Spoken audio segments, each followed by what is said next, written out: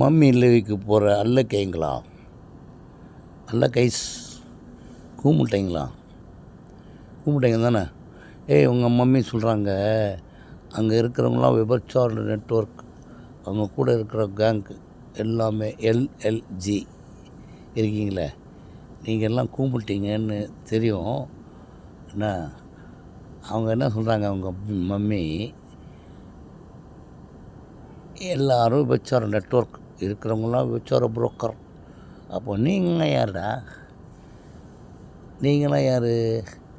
அந்த POCSO accused இருக்காங்கள்ல, அவங்களுக்கு ஜால்ரா தட்டிக்கிட்டோம் மம்மி மம்மி மீண்டும் அப்படின்ட்டிங்கன்னா நீங்களும் யார்?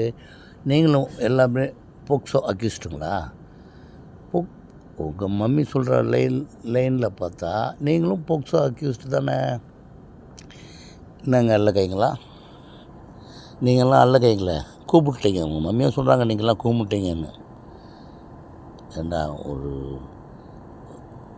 எல்லா ஆடியோ வீடியோ எல்லா சேனல்லையும் வந்துடுது உங்கள் மம்மி பற்றி. 2018 முன்னாடியிலேருந்து மேட்ரிமோனியல் ஸ்கேமு, 13 மாதம் உங்கள் மம்மி லாங்குவேஜில் ஜுடிஷியல் கஸ்டடியில் இருந்துட்டு வந்திருக்காங்க. எல்லாமே எல்லா விஷயத்தையும் கற்றுனாங்களாம். இது இப்போ கற்றுக்கிறது இல்லை ராஜா. 2018 குடும்பத்தோட குண்டாஸில் இருந்திருக்காங்க. அவங்க அவங்க வீட்டுக்காரர் கூட அழுகுறாராம். அப்படியே அதை விட்டு கடந்து வர முடியலையா அவங்க 13 மாதம் இருந்ததை பற்றி. ஏன் அவருக்கு என்ன வருத்தம் தெரியுமா? ஏன் எடுத்துருக்காரு?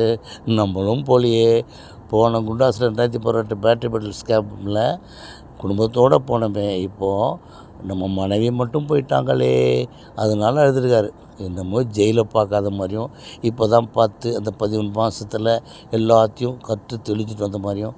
நீங்கள் தான் எப்போவுமே பிஞ்சில் படுத்து கற்று தெரிஞ்சவங்க தானேப்பா உங்கள் மம்மி.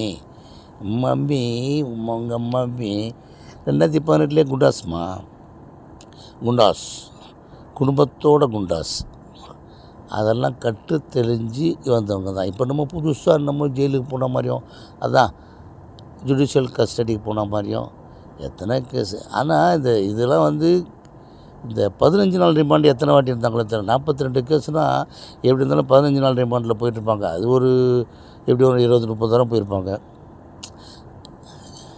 இவங்கள நீங்கள் மம்மி மேடம் அழகாக இருக்கீங்க, அழகாக தான் இருப்பாங்க.